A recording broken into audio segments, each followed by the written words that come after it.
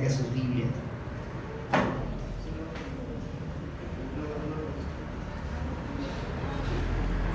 Yo tengo la mía.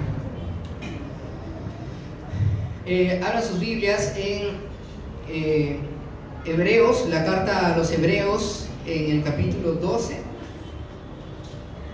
los versos del 1 al 3.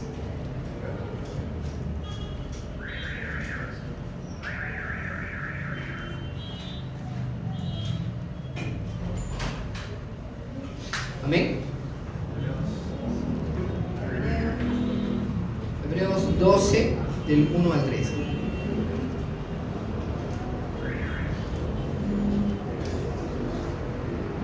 Si alguien desea, en todo caso, le puedo prestar mi Biblia también, ¿no? Por ahí.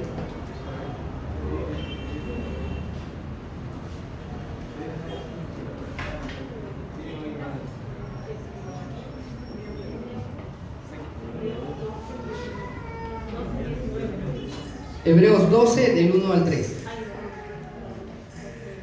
No pienso hacer el chiste del cristiano, ya saben. Si lo quieres saber, me escribes y te lo cuento por inbox. ¿Listo? ¿Lo tiene? Yo lo voy a leer en la versión, la Biblia de las Américas. Ustedes me siguen en la versión que tengan ahí a la mano.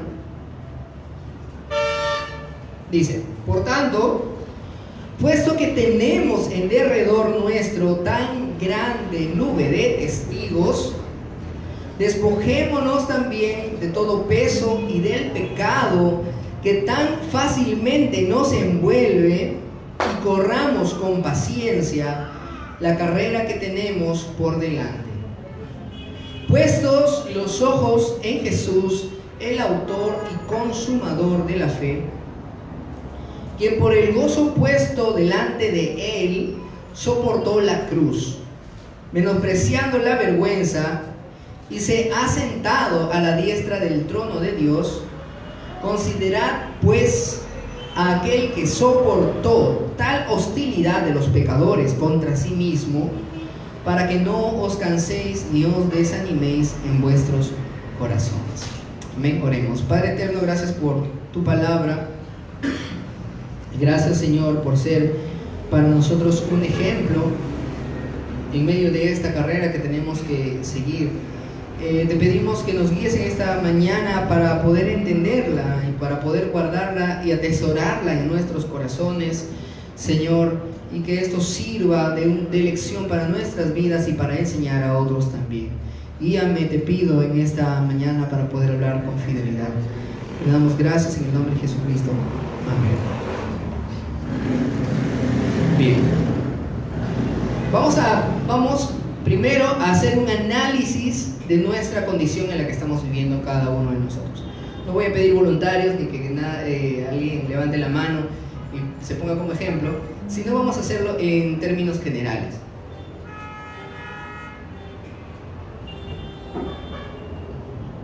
¿Cuántos de nosotros en estos días, o desde que tú viniste a los pies de Cristo, sigues cayendo y recayendo en los mismos pecados? ¿Cuántos de nosotros seguimos cometiendo los mismos errores vez tras vez? ¿Cuántos de nosotros podemos estar pasando quizá aflicciones, ¿sí?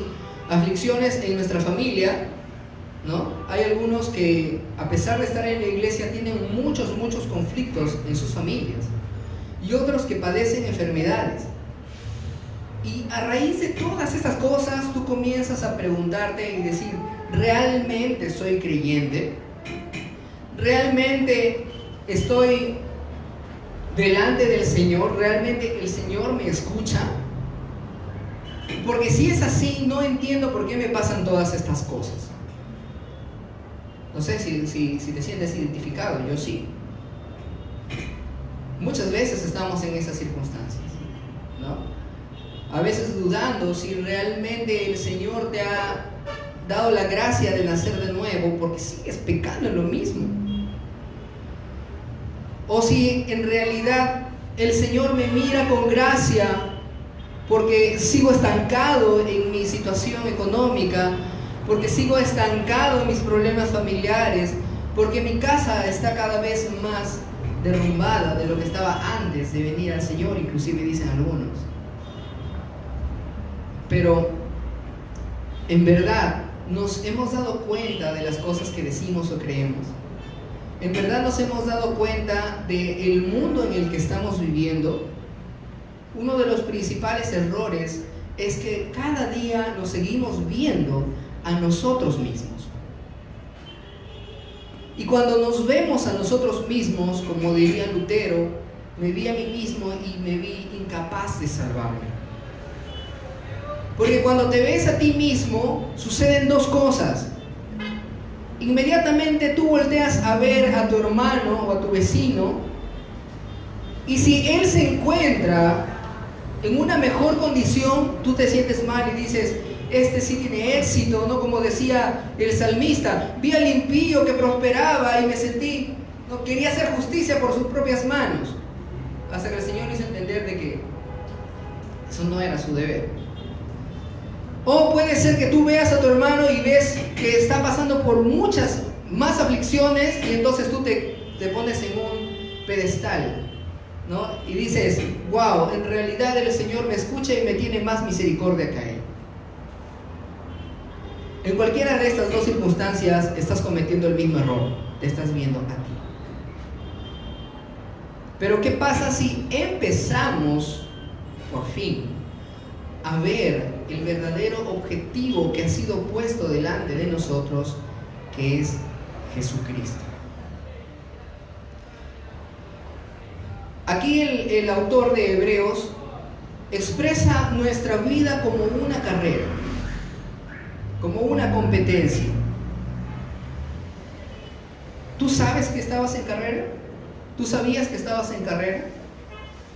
Hay muchos que no sabían eso, ¿ah? Y entonces cada tropiezo y cada fracaso piensan que ahí se acabó todo, pero no se dan cuenta que es como si estuvieras corriendo una carrera pero con obstáculos, ¿no? Y tienes que estar bien alerta, porque si no te vas a caer, y si te caes te tienes que levantar y seguir corriendo. Pero otros, por el contrario, piensan, sí saben que están en carrera, pero piensan que están corriendo, cuando en realidad no están corriendo, están estancados. Vamos a ir a Éxodo capítulo 16, en los versos 14 al 20.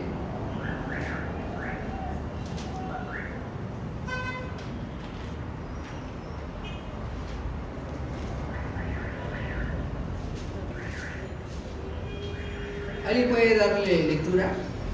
¿Me puede ayudar con esos versículos? Sí.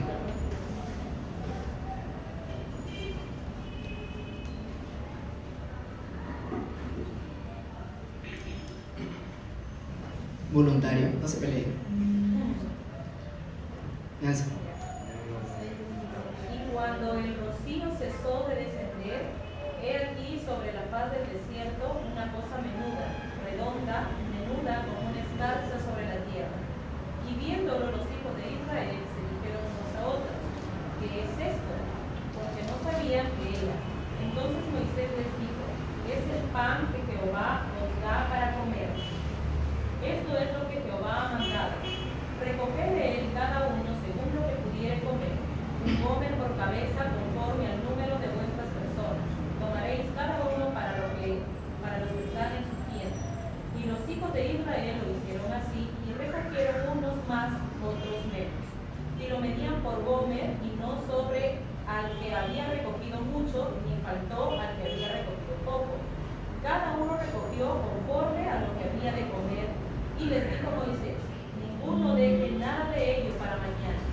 Mas ellos no obedecieron a Moisés, sino que algunos dejaron de ello para otro día, y dio gusanos y herió, y se enojó contra ellos Moisés. Amén.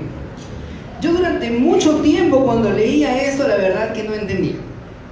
Y algunos de ustedes deben estar diciendo, pero esto ¿qué tiene que ver con el tema? Muchas veces, ¿qué es un gómez? 2 litros.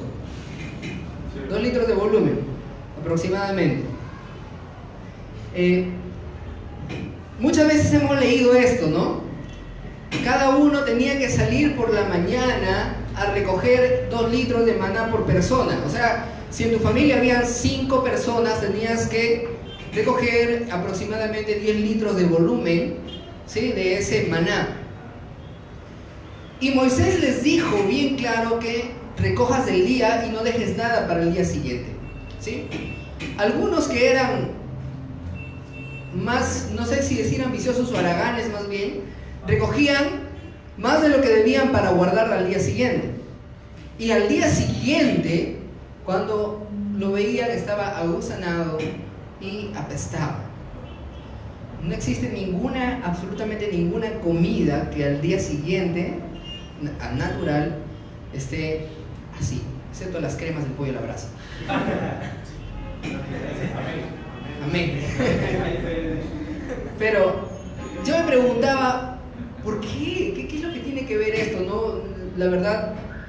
Pero recuerden de que todo esto ha sido escrito para que nosotros tengamos un ejemplo. ¿Y recuerdan cuál fue las palabras de Jesucristo? Jesús dijo: yo soy el pan que viene del cielo. Amén. Para nosotros el verdadero maná ahora es Jesucristo. ¿Y cuántos de nosotros muchas veces hemos acumulado tanto conocimiento? Y esto lo digo por experiencia propia. ¿Cuántas veces hemos acumulado conocimiento y experiencias en el Señor que creemos que eso es suficiente para el resto de nuestras vidas? Y nos ponemos inmediatamente en el modo de piloto automático. Creemos de que nuestras glorias del pasado es suficiente para el resto de nuestras vidas y nos quedamos ahí. Pero en realidad esto desagrada al Señor. Como el Señor mismo decía que no estés preocupado por el día de mañana, porque cada día trae su propio afán o su propio mal.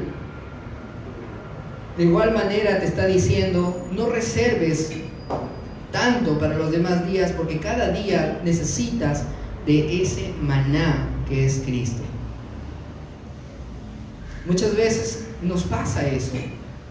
Y a los líderes, aunque a veces pensamos de que los líderes, wow, son más espirituales y todo, los líderes estamos más propensos a caer en ese error del piloto automático. Y pensamos de que todo nuestro conocimiento fue suficiente para el resto de nuestras vidas. Y eso no es así. Porque ese pan que viene del cielo, que es Jesucristo, es algo que nos debe alimentar todos los días. Amén.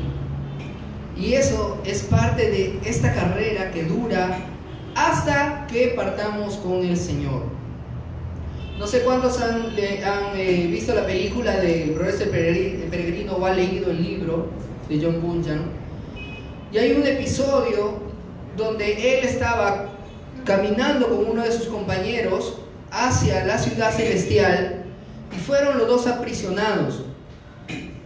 Sabía el peregrino que tenía que terminar la carrera para llegar hacia el lugar celestial. Pero en este lugar donde fueron aprisionados, asesinaron a su compañero.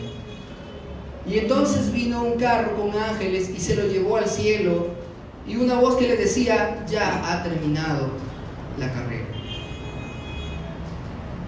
Y es así como pasan en nuestras vidas. Muchos de nuestros hermanos parten para nosotros antes de tiempo, para el Señor en el tiempo que Él dispuso. Y para ellos la carrera terminó en ese momento, pero para nosotros la carrera continúa hasta el día que también ocupemos ese lugar junto con el Señor. Amén. Vamos a volver al versículo número 1 de Hebreos capítulo 12. Dice: por tanto, puesto que tenemos en derredor nuestro tan grande nube de testigos, despojémonos también de todo peso y del pecado que tan fácilmente nos envuelve, y corramos con paciencia la carrera que tenemos por delante. No sé tú, pero yo a veces cuando leía esta parte no entendía el hecho de tener tan nube de testigos. ¿Cómo es eso? ¿Es que los ángeles se refiere o nuestros hermanos que están viendo mi carrera? Y eso no es así. Hebreos capítulo 11, el capítulo de la fe, nos menciona una serie de personajes que vivieron por fe. Empezando en nuestra fe de saber que todo este universo ha sido creado por Dios, por su palabra. Continuando con la fe que tuvo Abel, la fe que tuvo Enoc, la fe que tuvo Noé, la fe que tuvo Abraham, y cada uno de esos personajes que se mencionan. Y ellos no son testigos visuales de lo que nosotros hacemos, sino más bien son testigos visuales de que se puede vivir por fe y correr esa carrera. Y nosotros tenemos el testimonio de ellos para entonces correr con paciencia nuestras propias carreras. Ponte a pensar en todos tus errores que te limitan. ¿Tienes problemas familiares? Ahí está José. José fue vendido por sus hermanos y aún así cumplió todo lo que el Señor le había encomendado. ¿Te fuiste lejos de tu casa? No importa, mira, Abraham. No que eres un pecador, que tienes alguna adicción. Sansón que despreciaba a las israelitas por las filisteas. Saben que le costó la vida, al final perdió los ojos y se inmoló para matar a los filisteos. Pero a pesar de todos sus errores, podemos decir que también está con el Señor. Y si ustedes ven todos los personajes que se mencionan, salvas honrosas excepciones como Enoc y Abel, todos los demás tuvieron una serie de errores que en realidad nos deben llevar a reflexionar y decir que nosotros no tenemos excusa. Nosotros también tenemos errores, estamos llenos de errores. Y eso no nos debe detener. A ellos no les detuvo, ellos siguieron corriendo. Y es precisamente, son sus vidas las que atestiguan para que nosotros podamos entender de que debemos seguir corriendo. Pero para que hagas eso, el escritor te dice: despojémonos también de todo peso y del pecado que tan fácilmente nos envuelve. Qué fácil para nosotros. El Señor ya pagó por nosotros, ya rompió nuestras cadenas y nosotros volvemos a tomarlas y nos las ponemos encima. Y es como si esas cadenas cobraran vida nuevamente. Pero en Cristo tenemos libertad y tenemos el poder en Él para despojarnos de esas cadenas que nos atan nuevamente. Y debemos hacerlo. Ustedes han visto a los que escalan montañas y van a acampar y llevan unas mochilas enormes, ¿verdad?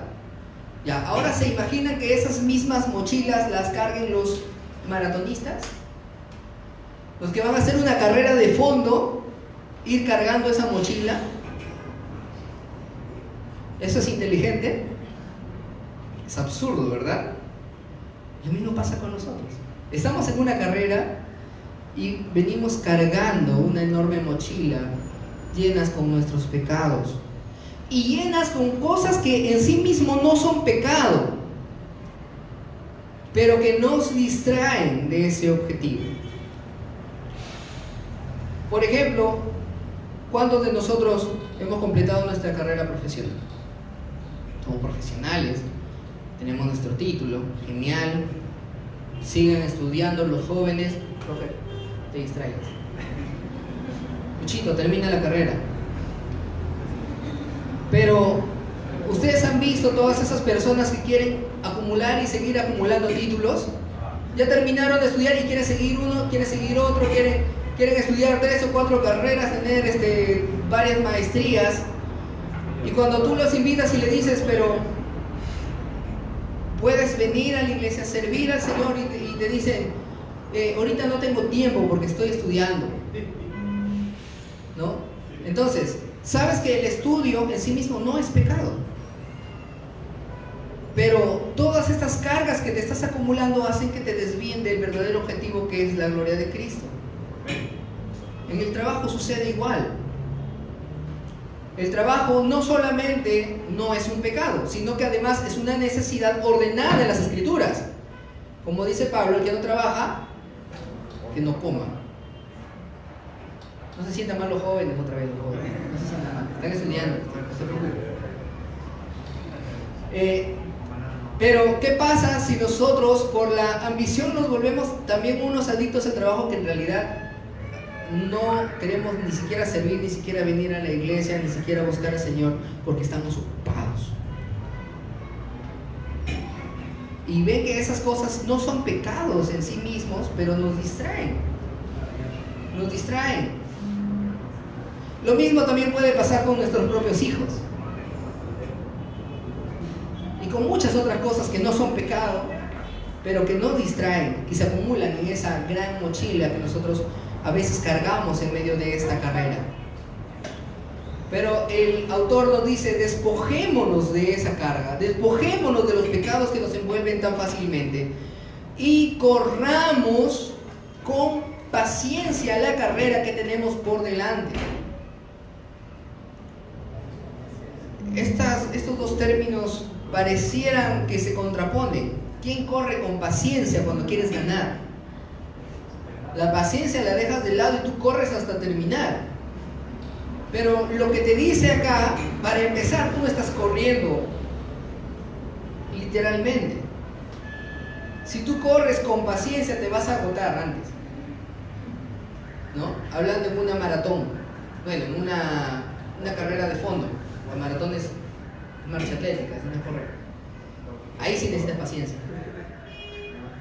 Pero cuando hablamos de la vida espiritual como cristiano, tú debes correr con paciencia, porque esto no se termina hasta que te mueres. Y para eso es la paciencia. Tienes que correr, porque tienes que entender de que no te debes quedar ahí estático donde estás, sino que tienes que avanzar cada día más en el Señor. Pero con paciencia, porque no vas a terminar hasta que te mueres. No es que tengo la fecha de caducidad, ya cumplo 10 años de cristiano, yo no tengo que seguir corriendo, dice. No es así.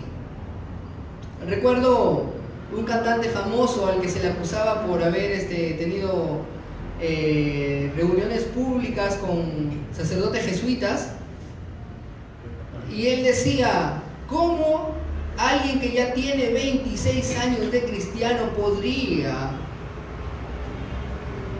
perderse o cosas así? Y luego dijo una palabra que no la diré. Pero ese es un gran error, porque que tengas 26 o 40 años de cristiano no quiere decir que ya hayas terminado tu carrera. Y más adelante vamos a mencionar eso, de las mismas palabras del apóstol Pablo. Vamos a avanzar al verso 2. Puesto los ojos en Jesús, el autor y consumador de la fe, quien por el gozo puesto delante de él soportó la cruz, menospreciando la vergüenza, y se ha sentado a la diestra del trono de Dios. Nosotros tenemos que tener la cruz delante, o sea, a Cristo delante, para que nuestra carrera tenga un real sentido, hermanos. Pero muchas veces uno de los principales errores es que ponemos a nuestro sufrimiento delante, y eso te agota. Eso agota. Cuando empiezas una carrera universitaria, ¿qué es lo que pones delante? ¿Los exámenes o el título? Si pones los exámenes, te estresas. Pero si pones el título, tienes el objetivo y las ganas de terminar, porque sabes por qué corres. Amén. Las mujeres, las damas en la gestación, ¿qué ponen delante? ¿El dolor del parto o el gozo de tener al hijo en los brazos? Si fuera el dolor del parto, terminan haciéndose cesárea. Es broma. Igual duele. Si tienes el dolor del parto delante, te desespera el día. Te desespera el día. Pero el saber de que vas a tener a ese niño en tus brazos, eso es lo que te motiva a continuar hasta el final, ¿o no es así? De igual manera, Jesucristo sabía que tenía que morir en la cruz, pero ese no fue su principal motivación para continuar hasta el fin, sino que Él puso el gozo delante de Él y soportó la cruz. Eso es lo que está escrito aquí, hermanos. Quiero que se den cuenta. Quien por el gozo puesto delante de Él soportó la cruz. ¿Qué gozo? Vamos a ver. Mateo capítulo 16, versos del 21 al 27 nos dice que Él declaraba constantemente que iba a morir. Y Él decía que iba a ser entregado a manos de gentiles y iba a morir. Aquí aparece nuestro amigo y ejemplo, apóstol Pedro, diciéndole, algunas versiones lo dice bien claro, reprendiendo al mismo Jesucristo y diciéndole, ninguna de estas cosas te acontezcan. ¿Y qué es lo que le contesta a Jesucristo? Apártate de mí, Satanás. No tienes tu mirada en las cosas de Dios. Jesucristo sabía que para eso había venido. Esto es lo que tenía que cumplir y eso es lo que tenía que pasar. Él tenía que morir en la cruz. Pero ese no fue su principal motivación. Ese era un medio para poder llegar al objetivo final. Juan capítulo 17, verso del 1 al 5. Jesús ora al Señor, al Padre. Jesús orando al Padre. 17 del 1 al 5. A ver, ¿quién puede darle lectura? Voluntario, Jairo. Después de que Jesús dijo esto, dirigió la mirada al cielo y oró así: Padre, ha llegado la hora, glorifica a tu Hijo para que tu Hijo te glorifique a ti. Haya que le has conferido autoridad sobre todo mortal, para que Él les conceda vida eterna a todos los que le has dado. Y esta es la vida eterna, que te conozcan a ti, el único Dios verdadero, y a Jesucristo, a quien tú has enviado. Yo te he glorificado en la tierra y he llevado a cabo la obra que me encomendaste. Y ahora, Padre, glorifícame en tu presencia con la gloria que tuve contigo antes de que el mundo existiera. Amén. Jesucristo concluye toda su labor y ya solamente faltaba la crucifixión y la resurrección, y Él se dirige antes de ser encarcelado: Padre, ahora sí, glorifícame con la gloria que tuve junto a ti antes de la fundación del mundo. Y este era el gozo que Él estaba poniendo delante. El hecho de estar allí nuevamente a la diestra de su Padre.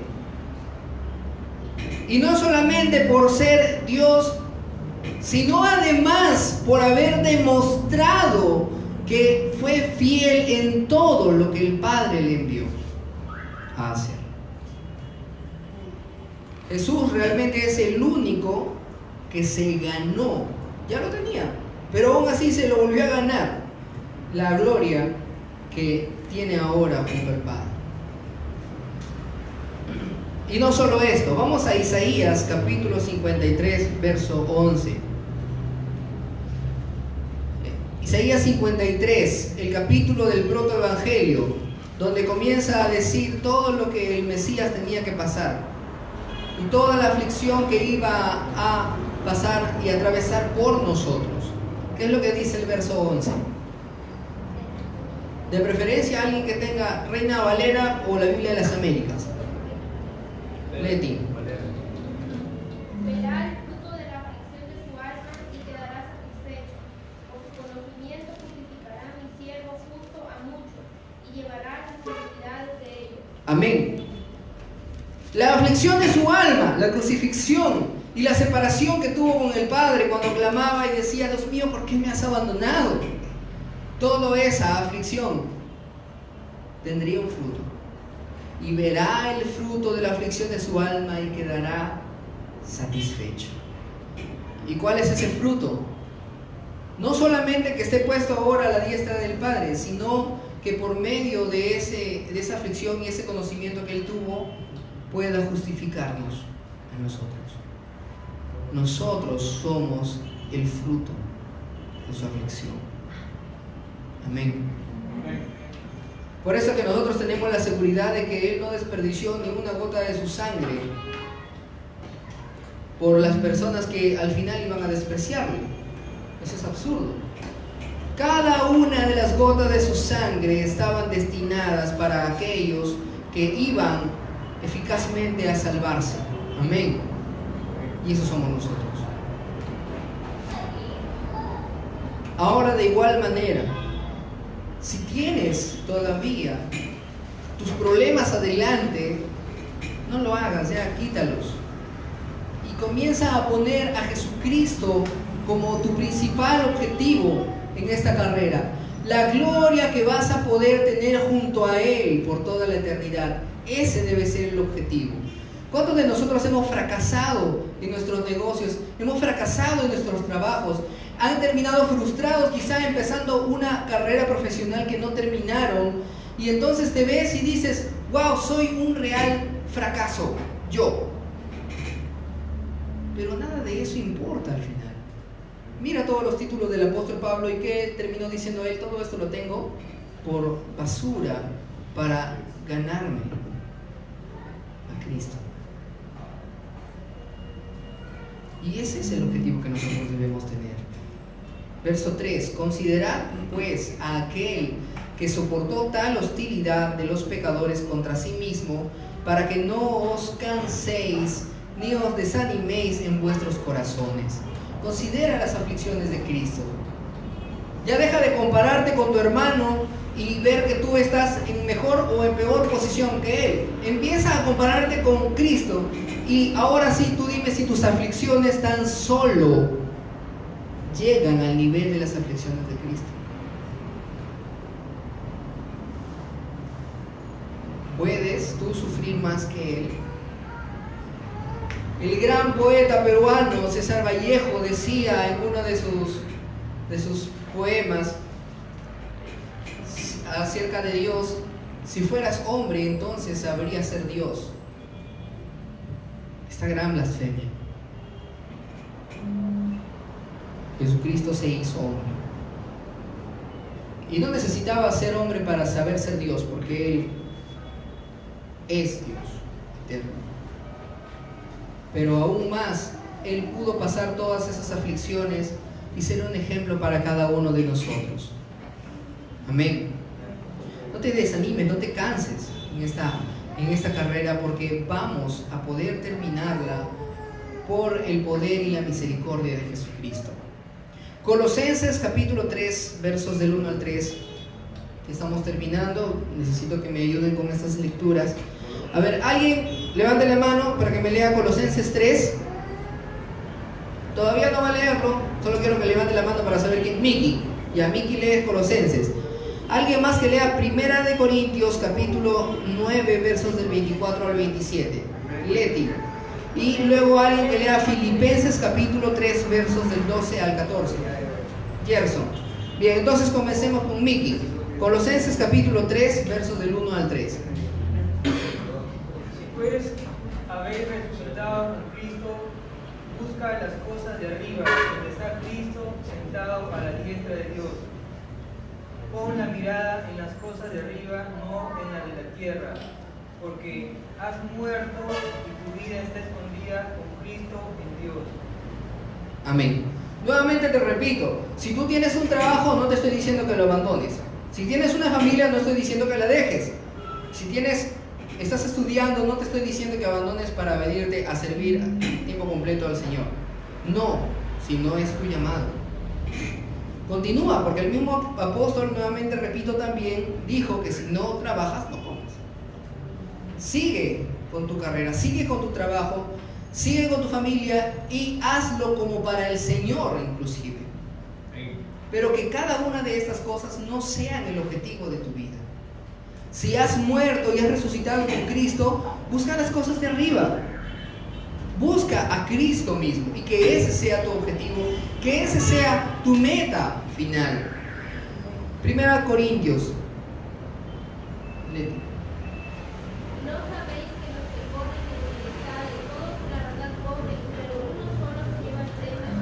Corred de tal manera que lo tengáis. Todo aquel que lucha, de todo lo tiene.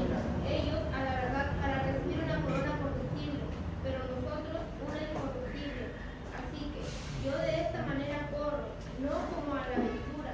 De esta manera peleo, no como quien golpea al aire, sino que golpeo mi cuerpo y lo pongo en servidumbre, no sea que yo, habiendo sido heraldo para otros, yo mismo venga a ser eliminado. Amén.